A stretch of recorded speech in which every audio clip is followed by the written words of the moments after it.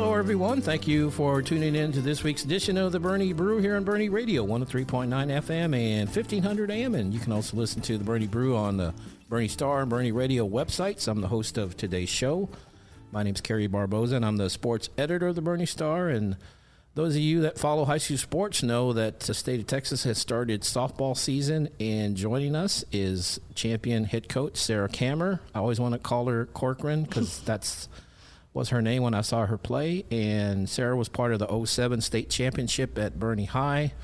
Still the only team title won by a girls team at Boerne High to this day, the only one in history. So Sara brought with her one of her teammates from 07 team. Tell us who you got, Sara. Today we have our catcher from that year, and it is Caitlin Southerland, but we call her KK. Yeah, KK. Well, KK, I remember you on that team, and Sara. We were going to try to get Shelby Vaselka, but it didn't work out, but that's okay. And, of course, we're trying to still get Jennifer Fox on, the head coach. And so, you know, I was thinking about that. And first of all, welcome, ladies. Hi, welcome. Hi. Or welcome. Thank you. It's hard to believe that it's coming up on 20 years. Yeah. Next year is our 20-year high school reunion. Yeah. And Yeah. 20 years and since the state championship. Yep. Yeah. 19 years. Has the time just flown by? If you think about it, yeah, Pretty much. pretty much. And so, I don't know, KK, you had, I don't know if you remember, you had the winning catch, the catch that ended the game. It was a foul tip, kind of third baseline. I was actually standing right there with Hector Ledesma. We were standing there. I didn't know Hector at the time, but we're standing. He was with Channel 29 Fox. But anyway, you made the catch. You kind of did underhand, like a breadbasket catch, and I got a picture of it, and it ran in the paper and all that. But what do you remember about that catch? Anything in particular? The thing that I remember the most, so I don't really remember catching it. I know I slid on my knees. Yeah. And my natural, way to catch is, like you said, a breadbasket. That's hit it with your chest. Right. So you can cradle it in. And then I remember, because before the games, Fox's husband, Jason, was telling me, if you tag somebody out at the very last out of the game, he's like, you got to, drop the ball on him or something. And I was like, I don't know if I'm going to do that. Usually I feel like we would, toss the ball up at the end of the game. So, that's what I did. I tossed the ball up above my head at the end of the game, and everybody came running in, and I was like, I got to swipe it away so it doesn't hit anybody in the head.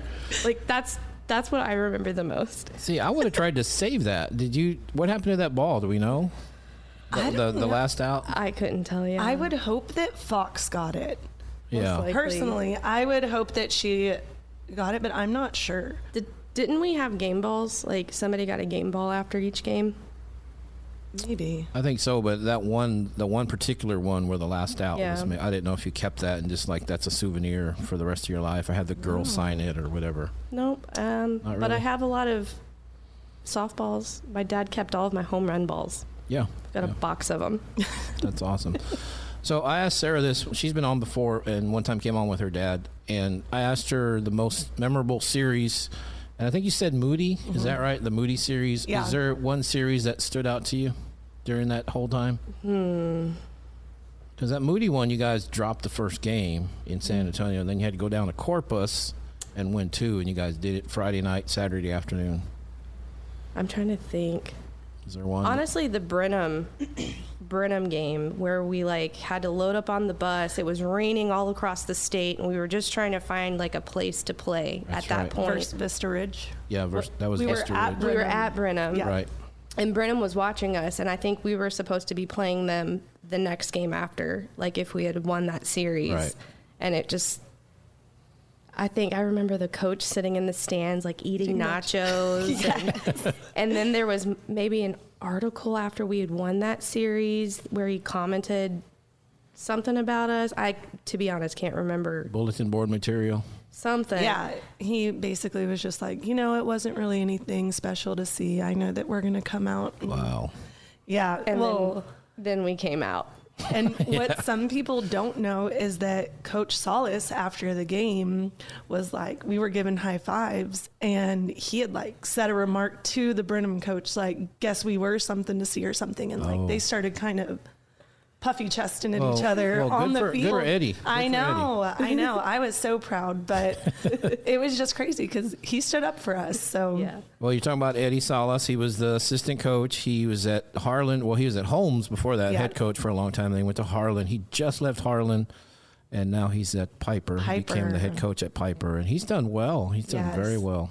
He's so deserving. Like, he was such a good coach to us, and I don't know, just seeing him excel and do great things. We actually saw Abby Salas, his wife. Yeah. She was an assistant coach for softball at Johnson still, and we played in a scrimmage versus them, and KK came out, and I realized it was her, and I looked in the dugout, and I was like, Abby, Mrs. Coach Salad Head, and I like ran over there and gave her a hug, and I was like, KK's here, and so then KK ran down the bleachers and went to say hi to her. So just still having that big connection and like love for everybody is really special.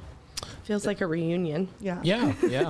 That is Sara Cammer and KK Southerland joining us here. They were part of the 07 state championship Boerne High softball team, and Coach Cammer is the head coach of the champion softball team now. We're going to get into the high school season a little bit, but during that playoff run, I think the first few rounds you guys kind of rolled pretty easy, and then you got to Moody, dropped the first game against Moody.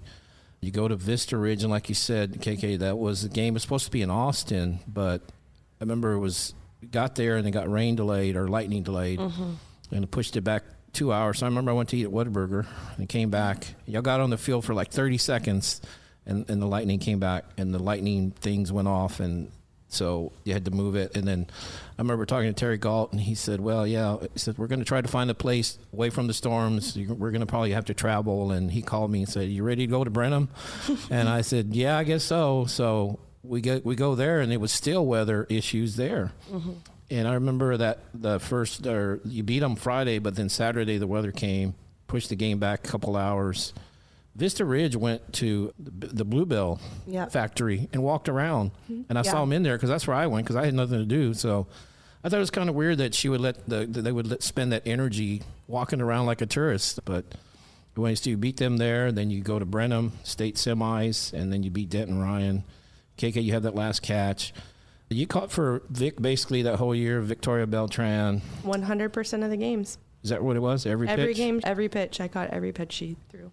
And she was state tournament MVP. She hit the home run that I think is still rolling around Austin somewhere. Man, she smacked that one. It's in outer space. Yeah, I mean, she really nailed it. And as soon as it was that type where when she hit it, you just knew it was gone. I mean, it was right off the bat. It was gone. But I got chills. Me too. Yeah. And do you remember she threw a perfect game? I don't know if it was that year. It might have been the year before, but she threw a perfect game. Do you remember that against New Braunfels? She had a 7-inning perfect game. It would have had to have been that year because the year before that we played New Braunfels Canyon. And so I think it was our senior year. Okay. Yeah. But that was when we were going like head to head with them. Yeah, they were pretty good. Yep. And in my 20 plus years of covering high school sports, that's the only perfect game I've ever seen at the high school level, 7 innings. I mean, I've seen, run rule where it's 20-0 by the third inning and they didn't get a hit, the team that lost. But this was two really good teams and 7-inning perfect game. And I just remember that. That's the only one I've seen. Talk about once in a lifetime. But what did she do well, Vic, as far as like her pitches? What was she good at? How did she get past the batters? She was so disciplined in the circle, and she just had this drive about her that it wasn't like striving to be perfect, but it was just this like, we're going to get this done. I don't know how to explain it, right. But yeah. And her screwballs just were so good. How many different pitches did she throw? She had a screwball, curveball, rise ball, drop ball, fastball, changeup. Wow. And she was pretty good at hitting all of her spots. And I just remember when like we were practicing, because it would be me, Fox, Vic, just 3 of us behind the left field if we were home, sitting back there. And I was able to like, at one point in my career, see where her feet were stepping and say like, hey, that was too long or that was too short of a step for like a rise ball or like a drop ball or whatever. But yeah. She was really good. She was really good. I mean, this part of my palm where my Where the ball would hit the glove? Where Probably the ball still hit hurts. the glove. No, it doesn't have feeling in it. Really? It literally has zero feeling in it. Well, way to go, Vic. You ought to sue her. No, heck no. Absolutely not. I'll have that forever. There you go. That's a great memory, right? I'm okay with it. I guess. I do want to kind of add on Vic. Like, Vic was such a dominant presence on the mound, but in the dugout and like between innings and everything, funniest girl ever. And like, True. She knew when to be serious and she knew when to like joke around and have fun. Like, we always had fun, yes, but there was never a time where when she was in the mound, like, you did not want to back her up 100%. Yeah. And I think that was huge because she held herself so well. Yeah. But she'd get rattled and I would go up to the mound and I never would say anything serious. I'm like, would say something silly, like something just silly to kind of like you still do now. Loosen her up. Yeah. Just like kind of refocus. Like, we're being too serious here. Yeah. Being too serious. So you knew how to handle her. I mean, not handle her, but you knew what she needed. Yeah, 100%. Yeah. And I felt like, and I talked to her a few times after games. I felt mentally she was pretty tough. Like she would will her way to victories a lot of times. Absolutely. She really didn't get shook that much. Yeah. But when she did, you were there for her. Yeah. And all of us were. There were multiple times where like Fox wouldn't call like the timeout. Like it would be like one of our seniors like, whoa, hold on, let's regroup. Yeah. Well, that worked out. And then of course you both were seniors on that team. And then did y'all go to the same school in college? We did. Yeah. Right. Houston Baptist University. Yeah. How did your career go? Because y'all have both played 4 years. How was your college career after high school? Hold on. I have a question for her before. Okay. Do you remember it was like one of our first practices and we were hitting off of a tee on the field. And from that day, our announcer, Terry Lewis, rest his soul, he called us a specific name. I remember it. What is it? The Boerne Bomber Twins. The Boerne Bomber Twins. All right. That works. All the girls were like, what do they feed y'all there? And we're like, steak and potatoes. Meat and potatoes. There you go. And we really did. We used to go over to Ryan Chapman's house like weekly, and we would have, Mike would make us T-bone steaks and baked potatoes, and we'd crush him. Crush him. That's awesome. Yeah. Well, and one thing you talking about the Boerne Bombers, is that what he called you guys? Boerne Bomber Twins. Boerne Bomber Twins. You guys hit 60? It was how many home runs? 47. 47 home runs, right? And that was that season. At the time, it was third best all time nationally. Yes. Mm-hmm. And I think, and I checked with Fox on that a few years ago, and she's like, "Oh, that's been blown out of the water." But nowadays, with girls playing year round and the bats, I know they've kind of worked on the bats a little bit, but they've kind of toned them down a little bit. But I think that was the thing that was fun to watch, because you played 47 games and you hit 47 home runs. So you averaged one a game, obviously, but there were a couple games where you guys didn't hit home runs, but that meant that in the third game you'll hit like 2 or 3 to keep the average up. So I know that wasn't the goal to hit home runs, but I mean, y'all just, what was it about that team and just hitting home runs? And there was several of you guys. It wasn't just 1 or 2. I think it just, trusting Fox, and she had trained us all from the beginning of probably our freshman year to kind of have this swing, and we all resonated with it and we stuck with it and we practiced it over and over and over. And she was always there to, if we had something that was going wrong, then she'd be like, okay, well, let's fix it. And so mainly just her and what she was ingraining into us. But then I think another part of it was that, we would go out and practice after school, and she wouldn't tell us to. We would go and hit on the field, front toss, while football was practicing, and see how many home runs we could hit over the fence of the football players. We were trying to hit them a little bit. We're like, let's go. Do y'all remember who had the most home runs? Vic. Was it Vic? And then Kim was up there. Kim LeCompte, she was up there. It was Sarah, Vic, and Ryan. How many did you have, Sarah? I had 10.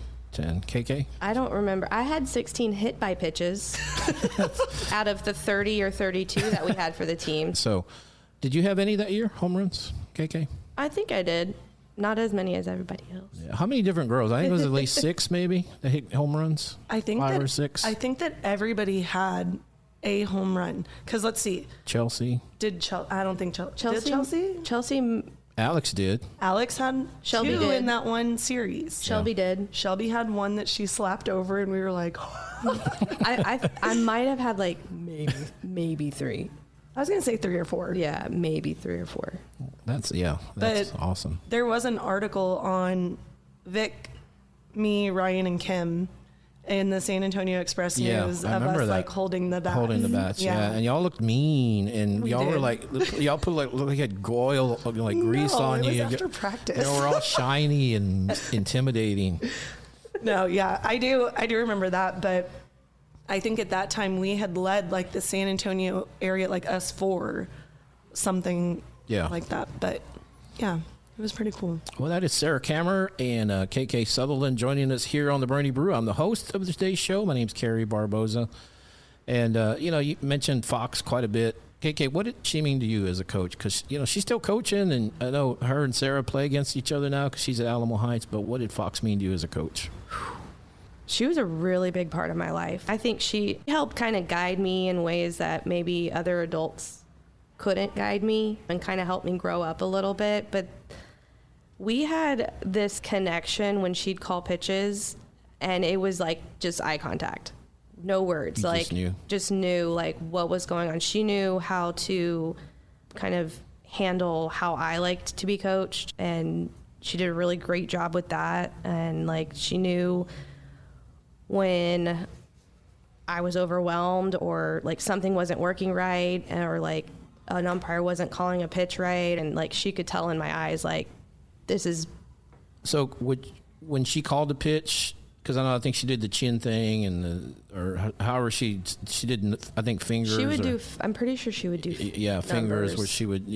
She would tell you what the pitch to give to Vic. But Yep. Did you always agree with those pitches, or did you ever change them without her knowing? There were probably a couple, but mostly that'd be Vic calling it off. Okay. And usually if Vic called it off, she just wasn't feeling that pitch. So Right. usually it would be like a fastball or a curveball or something in replace of it. Just kind of depended. It just depended on the situation, right? And what it would need. But usually I was on the same page as Fox already, and I already kind of knew what she was going to call before she was going to call it. And there'd be times I was like, yeah, let's go. And so I think it was because y'all won in 07. I think 17 y'all had was it in 17 y'all had a get together 10-year at the burger place here in town. But is there anything in the works for your 20-year? Have y'all talked about that with anybody, with Fox or with anybody? Not yet. I know of. Yeah. Y'all need to do something. I know We we should. do. And I know Chester, like I still talk to Chester a lot, like we're in the same district, but Right. I know that he's kind of planning like a small something, He and wants I to don't want have to say too much. He wants to have Fox, I think, throughout the first pitch. in there, yeah. But he didn't know, if they were going to be in the same district. Right. But now we know that they are. So Yeah. that would be awesome. Yeah. I really hope that they do something, and it doesn't even so much have to be like at a softball game. I think that just, recognizing the team and all the accomplishments, like that would be huge. Yeah, 20 years. And, we were inducted into the Hall of Honor, and that was a huge, huge thing. And so I think that was a good get together for those of us that were able to come. And just that small reunion, I feel like after 20 years, just to see all the families, like even just doing like a family get together, it doesn't have to be hosted by the school or anything, Right. but maybe I'll have to get my planner out and start doing something. Start making some calls. Yeah, that's Yeah. something you need to talk to Fox about. But, Sarah, you're going into a new district next year. But the current district, you have you in it at Champion. And, of course, you play Boerne High, where you played. Yes. Jennifer Fox is at Alamo Heights. Yes. And then Roy Klein, is he still at Veterans Memorial? He still is at Vets, but he's not the assistant coach for softball. Oh, okay. So, but yeah, I did get to see him. We played there. That was our first district game. And he came down to the dugout because he still helps with like the scorebook and stuff. Okay. So he came down and said hi, and so it was good to see him. Yeah, he was assistant coach last year, I think. Yes. So, yeah, so there's such a tie to that 07 team. It all starts from that 07 team. Yeah. Yeah. How much longer do you think Fox is going to go? I don't know. I feel like she's like the Energizer Bunny when it comes to coaching. She's never going to stop. I feel like until her wheels fall off, that woman will be on the field. Good for her. So I agree. We'll just get her some new wheels. Yeah. There you go. There you go. That is KK Southerland joining us here. She's in from Colorado where she lives now. She's visiting her friend Sara Cammer, who I knew is Sarah Corcoran, and they were part of the 2007 state championship softball team at Boerne High. As I mentioned earlier, still the only state championship by a Boerne girls team, Boerne High girls team. So, Sarah, I know you're in a new district starting next year. What do you think of the new district? Well, I'm still going to get to play Fox and Boerne, so I think it's good. I really think that, we are going to be facing different teams. We're going to have... Who is it? Yeah, well, Northside J. Yeah, you've got John Jay, which you mentioned, Alamo Heights, of course, Boerne High, Boerne champion, Val San, Harlandale, McCullum. Is Shelby still at McCullum? So I think she is there. No, she was at Harlandale. Harlandale, okay. And she, from what I know, she was coaching volleyball still, but she didn't coach softball. Oh. So I think.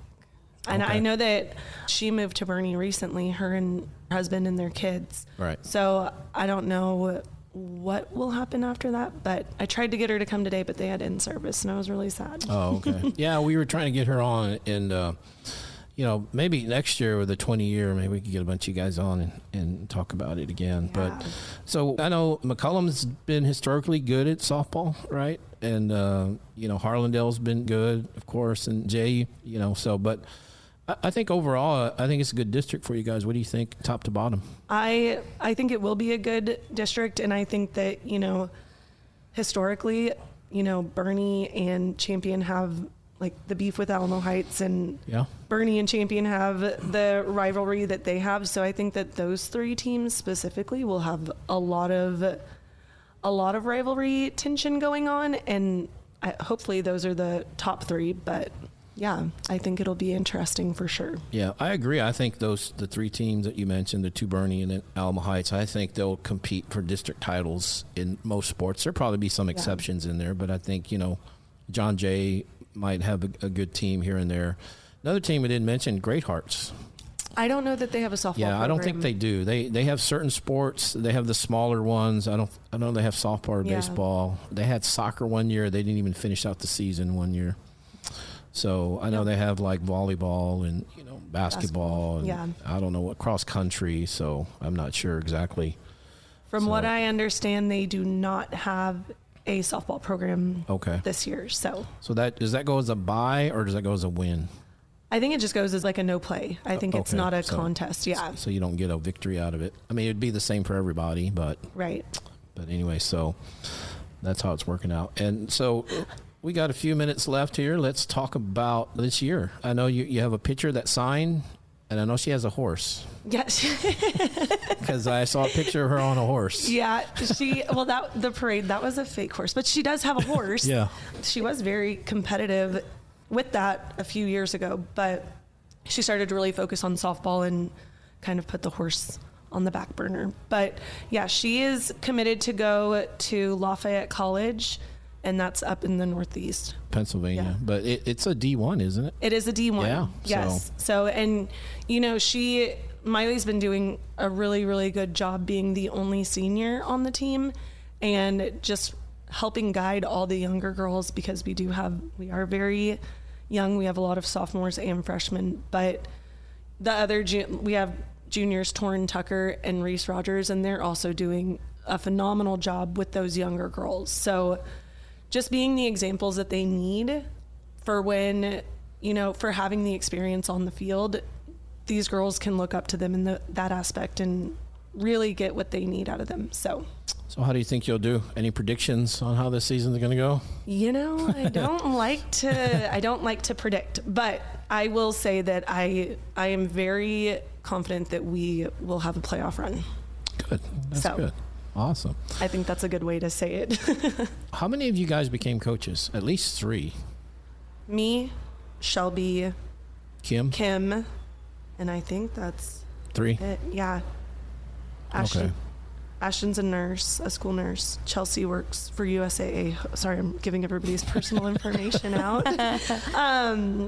Alex, well, she's kind of not really. Yeah, she's she's kind of with the involved with the mission, missions. so Yeah. she's kind of, but she's not a coach. But yeah, so 3 of you guys, and I think talking about Fox, I think that's a tribute to her, totally. the impact she had on you guys. Totally. Yeah. Yeah, I did not go into coaching.